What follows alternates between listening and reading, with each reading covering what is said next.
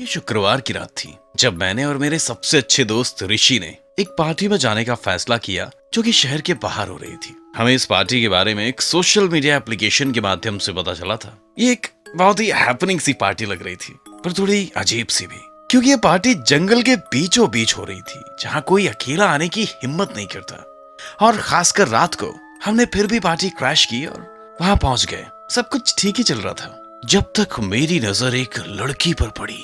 वो बहुत ज्यादा खूबसूरत थी। उसमें कुछ तो ऐसा था जो मुझे उसकी तरफ आकर्षित कर रहा था। कुछ ही टाइम में वो लड़की वहां से गायब हो गई और मैं उसे ढूंढने लगा। बहुत ढूंढने पर भी वो मुझे नहीं मिली। कुछ समय बाद हम पार्टी छोड़कर अपने घर की तरफ निकल पड़े। मुझे इस समय बहुत ही अजीब महसूस हो रहा था। हम बाइक पर जा ही रहे थे कि अचानक रास्ते में हमारी बाइक का टायर पंक्चर हो गया। हम किसी से मदद भी नहीं मांग सकते थे।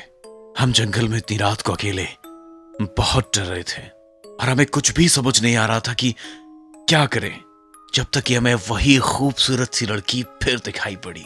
उसने पास आकर कहा कि वो हमें अपने घर में आज रात के लिए पनाह दे सकती है क्योंकि उसका घर पास में ही है और वो अकेली रहती है।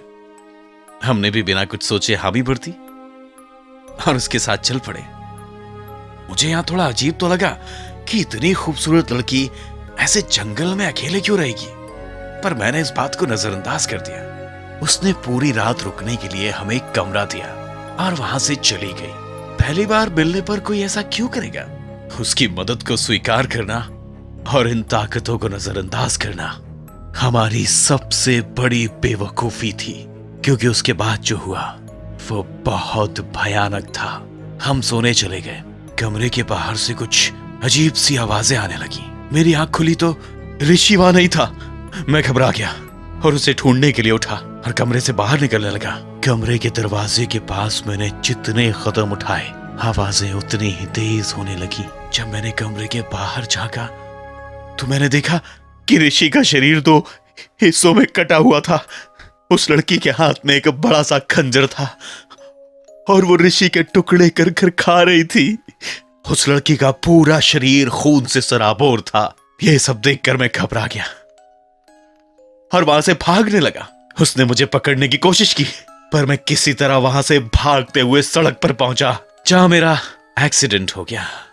अगली सुबह जब मैं हॉस्पिटल में उठा तो पिछली रात कई चीजों को याद करने की कोशिश करने लगा, लेकिन उस लड़की और उसके चेहरे के अलावा मुझे कुछ भी याद नहीं आ रहा था। मैंने जब अपनी दाहिनी कुर्सी की ओर देखा तो वो लड़की वहां खंजर लेकर बैठी थी। मैं चिल्लाया और सपने से जाग गया। वो अभी भी खंजर के साथ मेरे कमरे में खड़ी थी।